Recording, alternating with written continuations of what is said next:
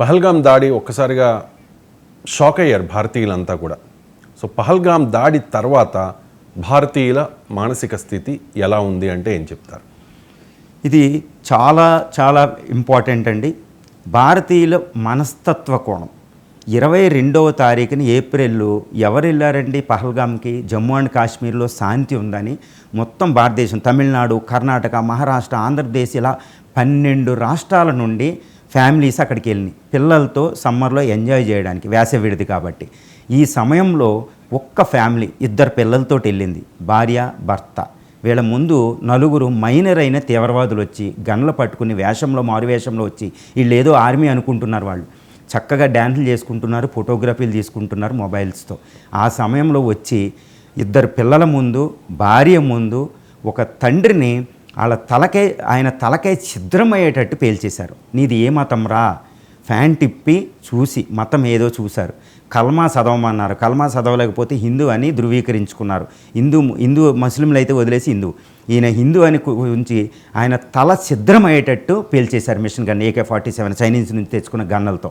చూడండి, ఒక 2 పిల్లలు ఒక భార్య ముందు ఎంతో సంతోషంగా ఉన్న సమయంలో ఆకస్మికంగా ఆ తండ్రిని, కుటుంబ పెద్దని తల ఛిద్రమైపోయింది. అలా నిర్జీవంగా పడిపోయాడు.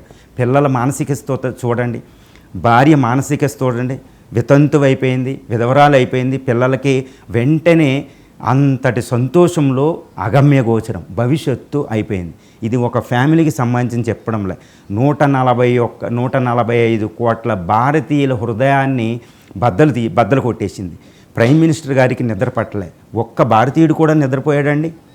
ఎంత సమయం నిద్రపోయారు? ప్రాంతాలకు అతీతంగా, కులాలకు అతీతంగా, మతాలకు అతీతంగా భారతదేశం రాజకీయాలకు అతీతంగా ఏకమైపోయి ముక్త కంఠంతో మాట్లాడిందండి.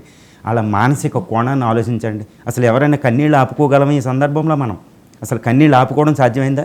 ప్రైమ్ మినిస్టర్ గారు కూడా ఎంత ఏడ్చుంటారండి. అజిత్ దోవల్ గారు ఎంత ఏడ్చుంటారు. ఫారెన్ మినిస్టర్ S జయశంకర్ గారు ఎంత ఏడ్చుంటాడు.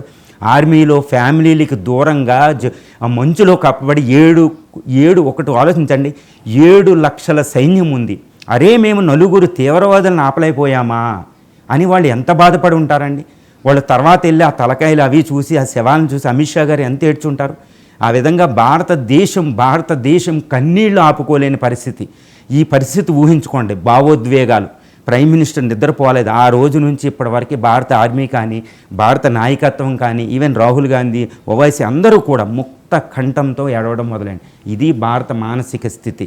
ఈ మానసిక భావోద్వేగమైన పరిస్థితిలో భారతదేశం ఉండిపోయిందండి.